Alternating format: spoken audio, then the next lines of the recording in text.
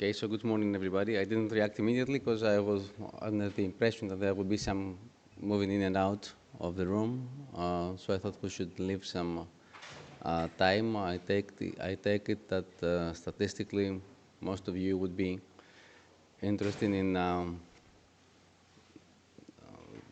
kind of appealing title of learning. Analytics, actually, it's not especially focused in medical education, but you could probably you could derive your own thoughts and make your own thoughts regarding how such a service could be applied in medical education as well. So the title is Challenges and Opportunities for the Global Connected Learning Community, which is about the education as it is transformed these days, and definitely the learning experience today is very different than what it used to be. And as you might listen from your kids or whomever you have contact to, the school, whatever school now is becoming more boring and boring. So in the learning experience, you have several stakeholders, you have learners themselves, you have teachers, you have content providers, which is a broader term than to describe, for example, book or materials authors and service that offer those materials mostly online and so on, and what I call service providers, which includes also universities and school, but also online services, learning services of whatever type, whether formal or not. You have several educational methods. You have educational paradigms, which are followed in classrooms and teaching methods, but you have more free ways to deliver knowledge, as is the case in what is called MOOC, massive online courses, mostly offered on the internet. You have an educational context, which is not further just the classroom, and possibly if you look around you, the classroom is not the dominant educational context probably anymore, and definitely you have also tools which are much more than what they used to be. I mean, in print books, you have online materials of any times, you have e-book readers, but even further, you have very impressive visuals, games, whatever, even social media can be made a part of the learning process. So definitely the learning experience today is very different than what it used to be, and we need to adjust, and many things are now able to be done. Many technology enables many things. However, assessment remains the common denominator of all the learning activities, which means that we still use some sort of testing, some sort of assessment to grade learners, and mostly teachers and educational institutions get some feedback on whatever they're doing.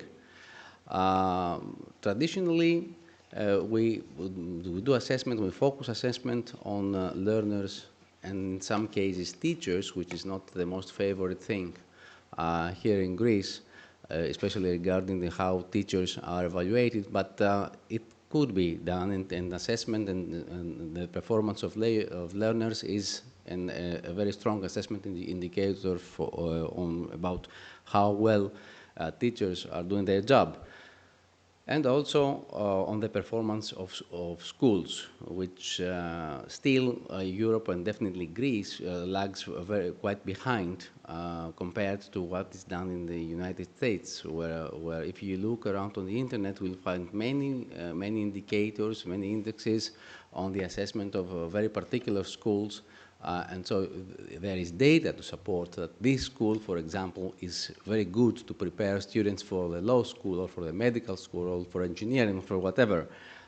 This still lags behind in Europe, to my opinion. So also you can use assessment to evaluate learning materials, to also evaluate tools and methods, to evaluate the whole educational paradigm or the whole educational culture, which is something that definitely does make sense. So let me put a question. the what if assessment could use more data instead of just test exam or exam test scores. For example, today, as you probably know, data is produced from literally any action, and most of these data are logged, are safe, stored in a database, in databases. So you have logs from digital learning materials, which are read online, on an e-book reader or whatever. You have logs from online educational games, which is a very important and very useful trend these days. You have notes, annotations, cross-references, citations, and whatever somebody puts on a cloud service, such as, for example, Evernote or whatever, when they read an e-book. And last but not least, and this is very important, you have also data of the same person, of each person participating in such a process in social media, in the social media profiles. So technically, today more things are definitely possible, and the idea of learning analytics goes beyond assessment, and as you can see, there are three main principles. The first one is to collect all kinds of possibly collectible data from learning, from online learning activities. I presume that any learning activity has some online connection.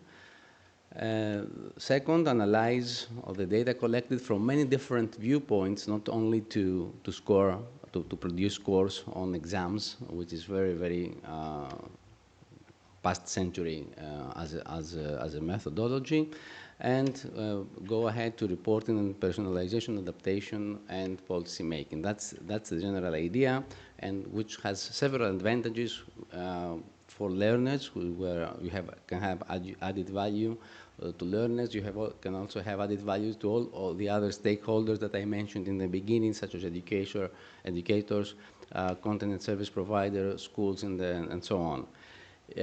Furthermore, you can have continuous, whatever the closest thing to real-time assessment of the educational content, and you can adjust the learning practices, tools, media, whatever tools you might be using.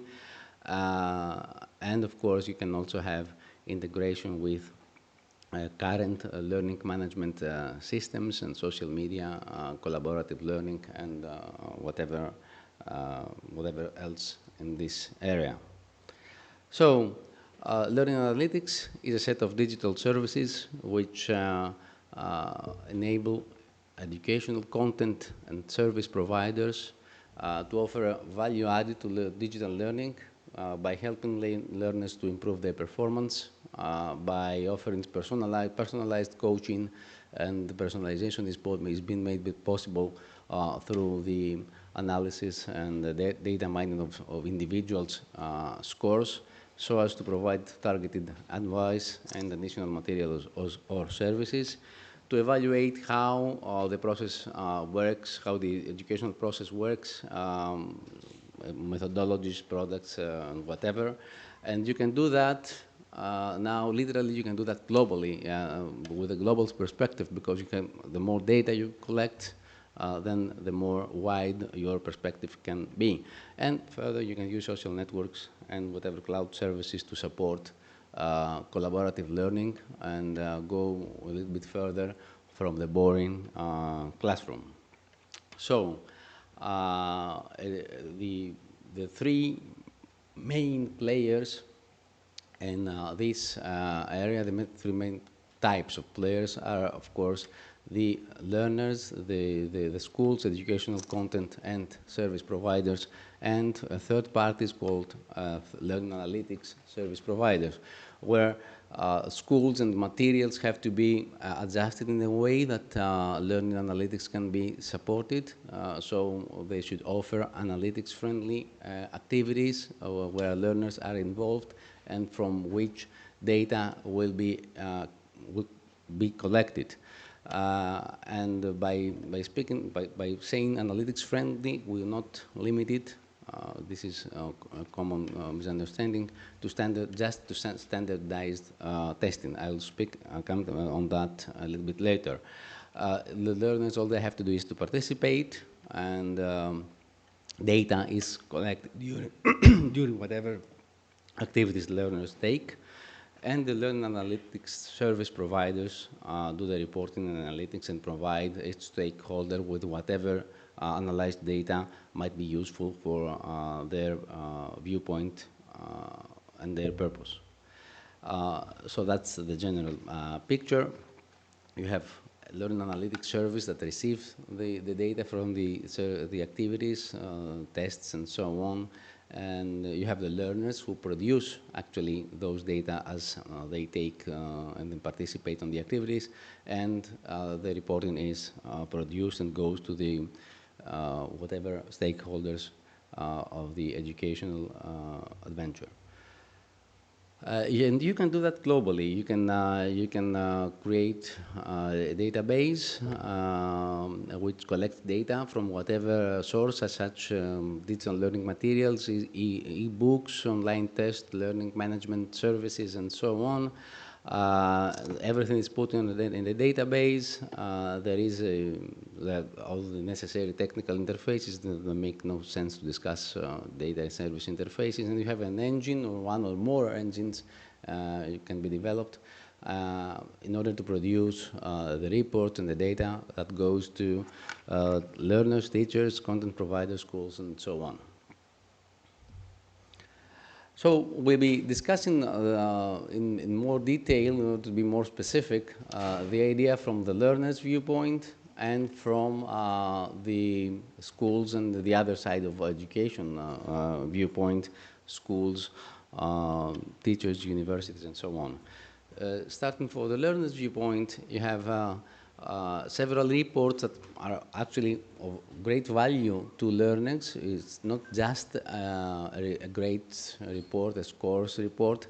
It can be several things, such as the simplest, which is the graph for a specific test, the score on a specific test activity, or for all the tries you have taken on a specific test, or a specific resource, such as book or online activity or whatever, or even further, not limited in a specific resource in a book or something, but in any activity that is tagged with some specific thematic tags, which, such as, for example, mathematics or history or whatever.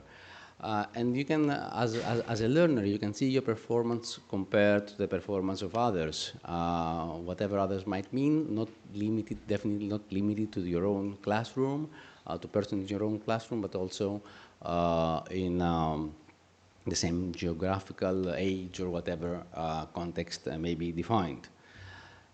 You have performance graphs and ranking in many tests in the same educational context that you may select by any criteria, and I will show you specific examples in a few moments. And you can have more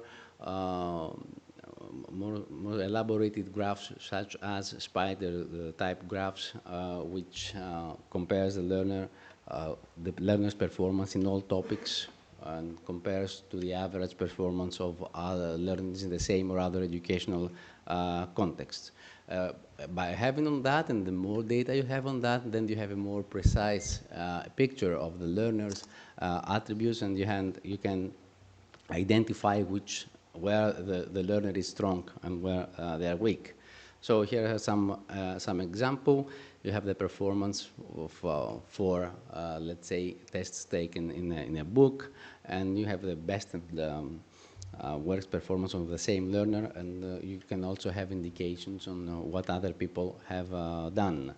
Or you can focus on a specific topic, which is this example is taken from English language learning, which is something everybody could understand, such as indirect speech. So this is the performance of a specific learner compared also to others. Or you can even further limit how this learner performs in in direct speech this year compared to other people in the same context, and so on. This is a very interesting graph showing that you have the individual learner's performance, but whether this is good or not good, it does not depend solely on the absolute score. It also depends on where they stand compared to what the others have been doing. So you can see the two orange lines. There's also some shading. I'm not sure it's visible. You can see how the range of the performance of others. So a score of, let's say, 50 is good or is bad. You don't know. It might be good if you are the best. It might not be good if you're not. If others have performed better. And this is a spider kind of graph where you see how an individual learner, who is shown in green, performs in several topics. And as you understand, you can, depending on whatever you're learning on the subject, you can put your own topics in there, and how they perform compared to other members of the same community, of whatever community has been defined as a context. So you can see, for example, that this particular learner is not that good at listening, where others perform definitely better, but his strong area is reading, for example. If you have this data, the more data you have, the more elaborate examples you can, graphs you can produce. And you can format these things and produce very appealing reports that could be used along with other things. And the very important thing on top of that is that this is not limited, this practice is not limited to displaying the scores and making some analysis and statistical or whatever, but it also helps you personalize suggestions to the learner, for example, by putting together a set of rules and relate those rules to suggestions. Then you can, for example, say that if somebody is weak on that, it appears that a set of specific resources or activities or whatever can be suggested to that specific individual, instead of just putting a list of extra material which might be useful to anybody, to use by anybody. And from the viewpoint of the other side of the educational adventure, such as content providers, schools, and even authorities and educational policy maker, learning analytics is a much more interesting practice. So it's not that simple, however. The student is just, so to put it, the client of the process. They actually don't experience anything. All they have to do is accept that data produced during their interactions with the learning materials and processes is just collected and put in a database. However, for the others, for the service and content providers, they need to do an initial setup, to set up everything, to make it analytics friendly. They have to run the process, which means to keep up-to-date learner, teachers, and staff information, and to collect data as the process is run. And then you have the reporting and the analytics phase, which gives data to different stakeholders to be used for whatever purpose, including, as I said, policy making. So that's the general workflow in a diagram. You have the source materials which need to be made analytics friendly. You have class and context information. You have scores, and you have the analytics engine which produces reports and analytics to all parties. So what's the value for service and content providers? You may imagine several things already, but let me emphasize on some. The idea is that you are able to track the usage of whatever content and process, and you are able to continuously, and by continuously I mean literally continuously, not like whenever you have an exam or test or anything, evaluate and the quality and effectiveness or whatever you're doing, including the materials that you're using, the teachers, how teachers also perform, the methods, and so on.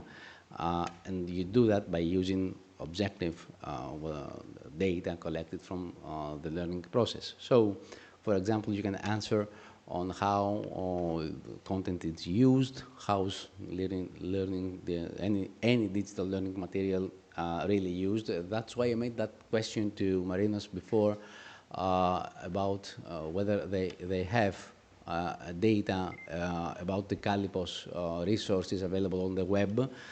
To my knowledge, there are not any.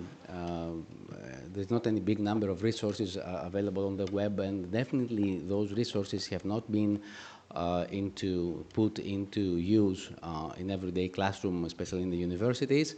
But it would be nice to know how many downloads you have, and if the material also, which is technically possible, contains scripts and stuff, then you can also know not only how many times it has been downloaded, but also how much it has been actually read by students who download it and they're supposed to read it. You can correlate this reporting with demographics, educational market segments, and other criteria, and in general collect any kind of quality assurance of data that could be used in quality assurance for whatever you're doing. And by doing so, you have strong data to support whatever new ideas for adjusting or promoting or developing the learning process or the learning services or material or whatever you're doing. It's not just speculation or some authority-based policy making, but it's also based on hard evidence, on data. So we have always, as tutors, wanted to know stuff such as also how is digital learning, not learning content used by geography over time. You can also put geography, which is in which cases you could use the term geospatial learning analytics. I have a master student working on that. What are the best and worst digital performance on geography over time and so on?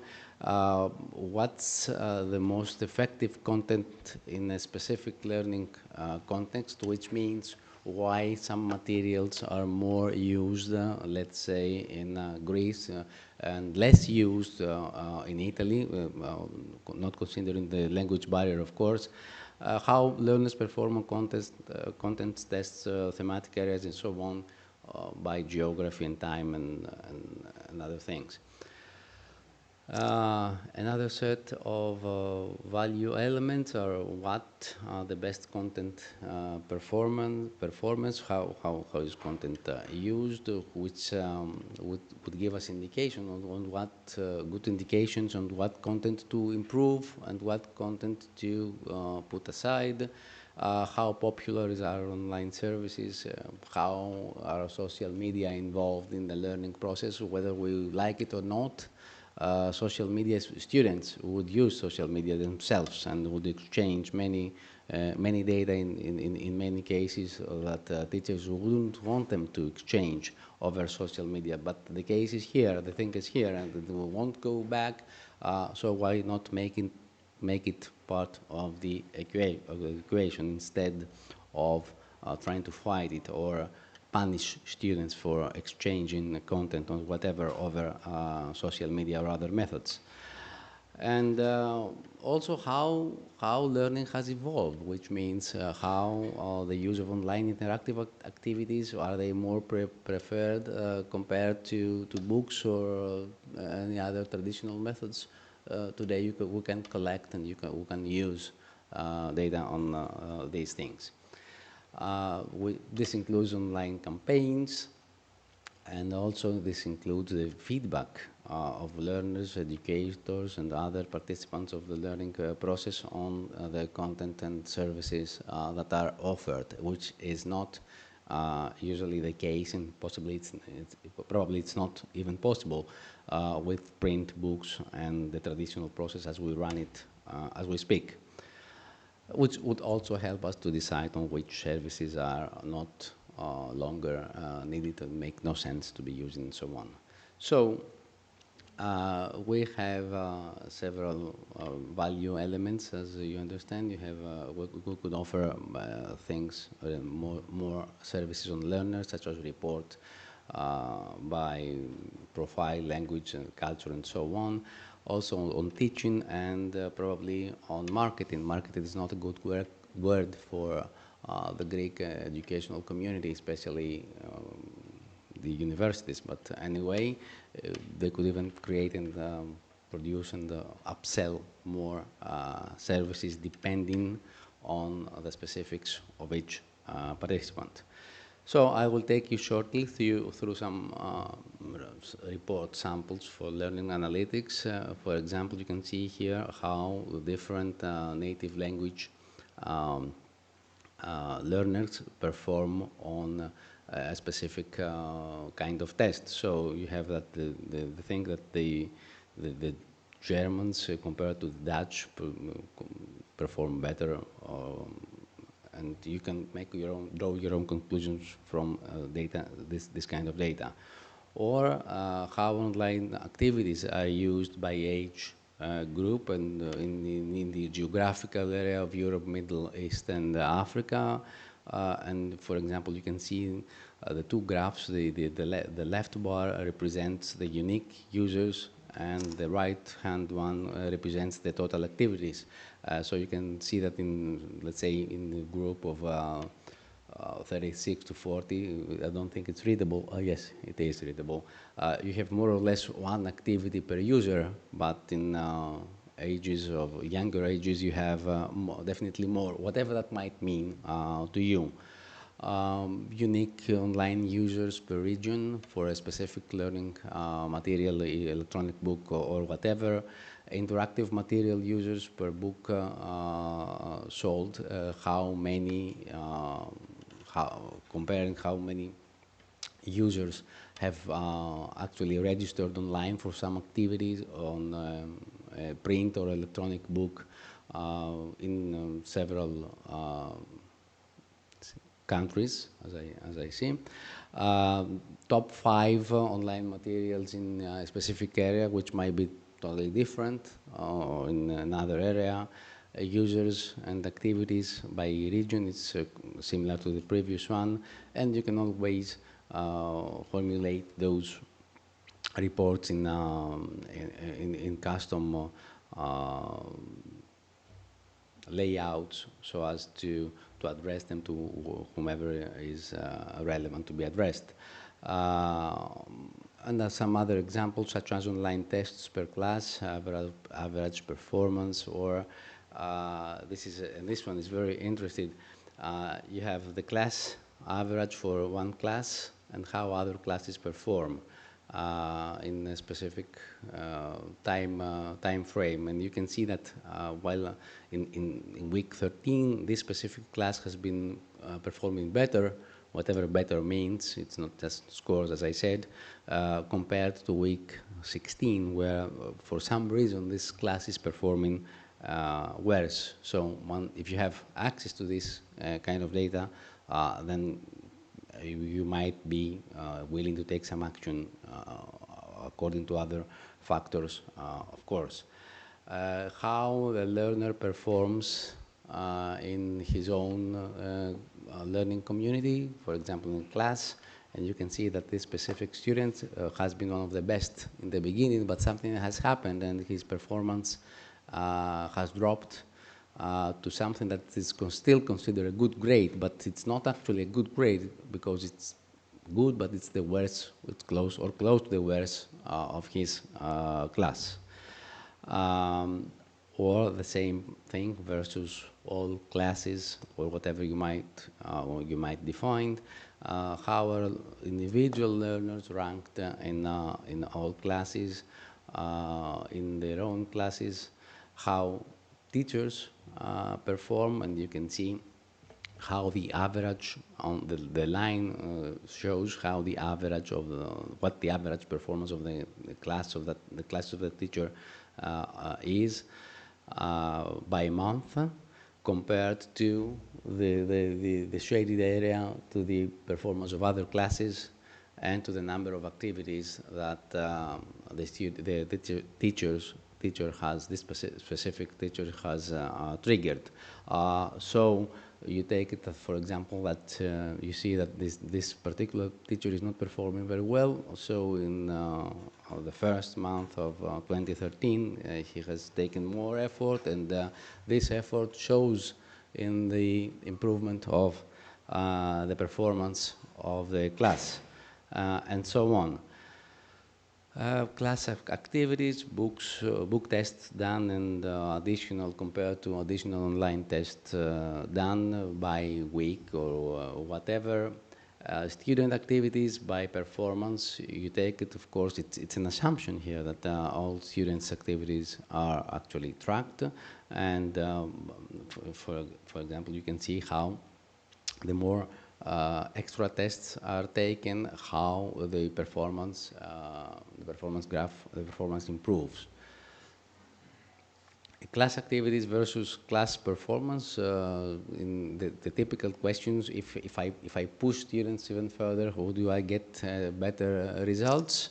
And regardless of whatever you might think, the situation might not be that way. So we can see by collecting and putting together analytics that more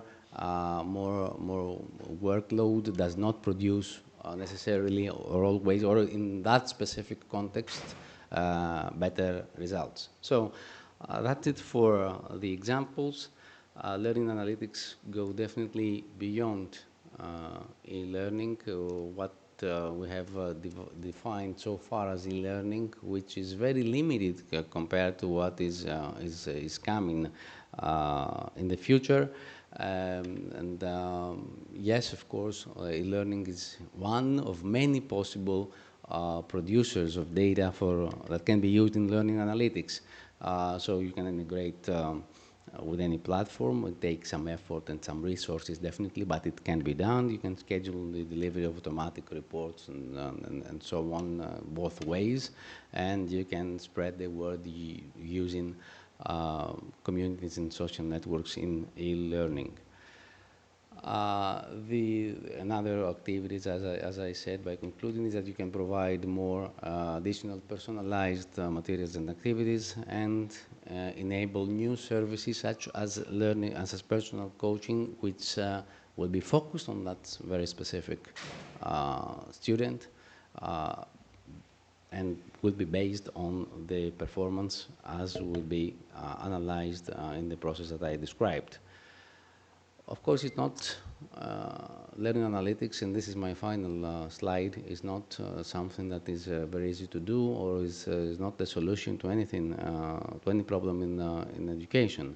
So that's why I say it's not a silver bullet. It doesn't kill the enemy, whatever the enemy might be. And I'm very well aware that there is, these days, too much criticism on standardized testing. They all say that standardized testing is not a good thing, and pedagogically, and it's not the best practice, and people learn regardless of their score on multiple choice or whatever tests. Okay, that's true. And that's why learning analytics won't convey all the truth to you, but they will definitely convey some truth, give you some truth, and which would be used in something useful along with other things. And also, definitely, learning analytics is not applicable in all levels of education.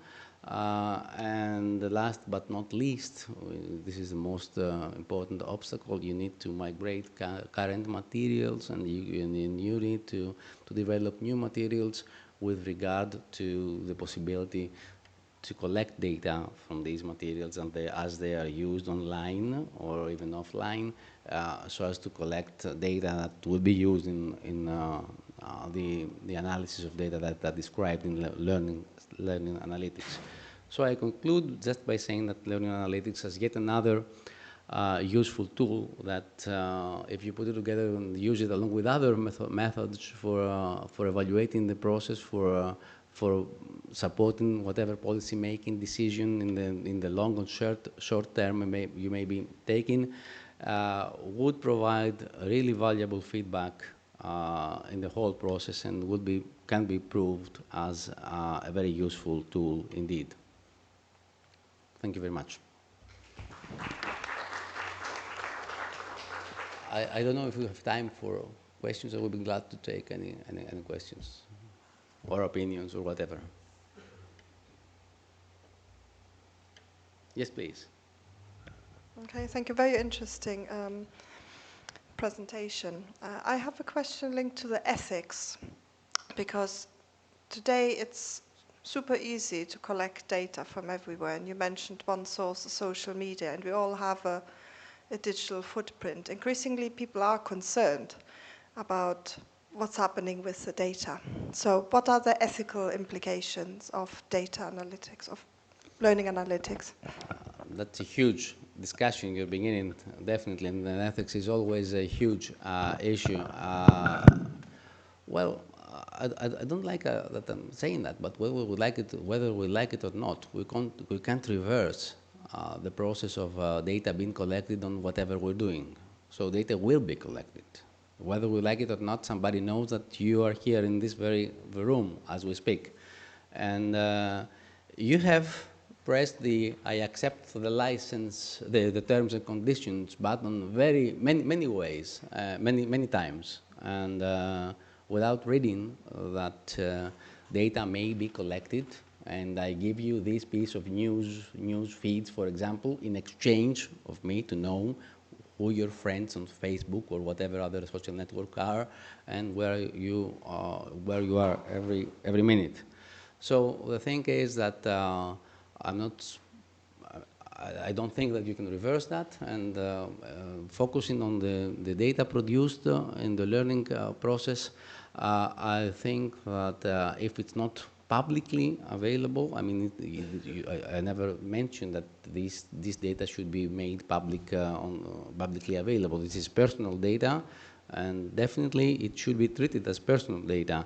But on the other hand, you can't just ignore the possibility that if you have, there is all this wealth of data that can be used for educators to better design the process and to better personalize the process and to create another, I don't know, another learning paradigm which will replace the current paradigm, which is actually based on the Industrial Revolution, and this era is past now.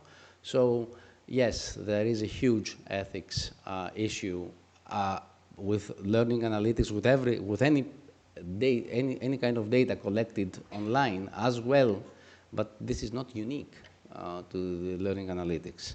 And if you want me to take it a little bit further, day by day we purchase devices which collect data relating to our health, whether we want it or not, and we relate it to our activities. How many steps you have climbed this day. My phone in my pocket counts the steps, has counted the 4 steps I walked to get here. So, yeah, there is an issue, and we definitely need to consider ethics when collecting data. But personally, I don't agree that we should forget whatever can be done in the area of education, which is very important, just because there might be some ethical implication on what would happen if those data would go public while they shouldn't. this is not the first time that such things have happened. Yes, please. And just to share an example on this discussion, a friend of mine was working in a big pharmaceutical company where they had a training program, and when we discussed the involvement or the exploitation of analytics through the learning systems there, he told me, no, this is not good because it's due to some agreed ethics policy in the company, for instance. The company can utilize the results of the training per se, whether they passed or failed the individuals within the company, but not how they performed in individual cases or, within a session, or et cetera, or within a workshop, because of their own reasons. This is a syndication agreement and policy rather than a general ethics consideration. But just to mention that there are solutions to resolve this ethical problem if somebody doesn't want, for their own reasons, to go into the learning analytics world. I think that it is putting your head into the sand. This won't go back. Data will be collected no matter what people say, and companies who are able to collect anything, they will collect anything, even if they don't accept it, that they do collect things, and they will analyze anything. So why not making it?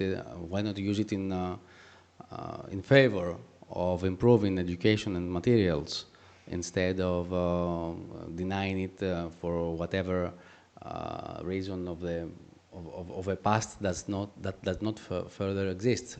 For example, as a parent, I wouldn't buy a book if I had access to data that proves that this book is not effective for the target group of my children. And then I wouldn't buy that, even if the school advised me to do that. And schools would have other reasons, and publishers would have other reasons to push out their books or other materials. But why not? I know every single detail of whatever you're talking about on Facebook.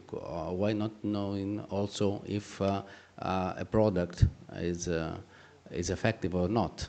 This is what capitalism should be based on, after all, right?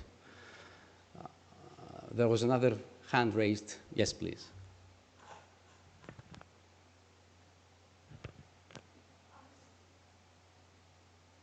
I was just wondering, would you be able to suggest, please, a specific tool or an open source tool which would help in learning analytics for doctors in medical education, catered to a particular No, group? actually not, but the idea of sharing these thoughts with you, among other things, is producing some cases together. We had a discussion with a medical faculty in Toronto a couple of years ago for a single, and we have designed a single experiment where analytics would be collected before and after some clinical practice. This test, this specific activity was not allowed to be to take place by the faculty dean or something, just because of some university policy relating to collecting data, which is nonsense to me. But that's how it happened. So yes, there are definitely strong indications that people are very skeptical about collecting and using this kind of data.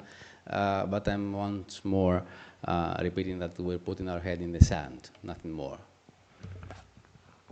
Yes, please. Could you give the details of this institution in Canada that is interested in... now in public? Also in private? Yeah, you can mail me and I can even send you the materials. Okay, okay, thank you. Yes, please. Okay. First of all, thank you very much for the very interesting presentation. I guess with regard to ethics, some, at least universities, in my understanding, they have already relevant data analytics, learning analytics policies that they try to, anyway, regulate a little bit the field. So what is allowed to be done with that, what is not allowed. or at least having explicit to people, to students, what data will be collected, what will be done with this data, etc., etc. So transparency issues. But my questions actually relate to the other one, to the tools one. So the question is whether actually there are any tools that one can experiment with, not specifically for medical, but in general for learning analytics, that can be like open, or at least some kind No, they are not open tools. So far, they are very limited, very limited open tools, and there are only some scientific publications on what and how to analyze. As you got an idea probably from the examples that I showed you, it's more like sort of a statistical analysis, and you can compare that statistical analysis along with the more data we have. If you have much data, you can combine that with semantics analysis. You can combine it with complex systems analysis, and even with rule-based these decision support systems and uncertainties and stuff. But no, there's not out there, to my knowledge, there's not something like a learning analytics toolkit, even with limited functionality that you can download and then play with yourself. There's not even a standardized way to collect data. So even with data, you have, even to collect data, you have to develop some sort of proprietary interfaces and data structures and web services or whatever that will help you collect these data. So it's definitely something that will happen in the future, but it's not here now yet. Yes, please. Oh, it's okay. So thank you very much for the very interesting discussion. I'm available. You can mail me for whatever you want. Thank you.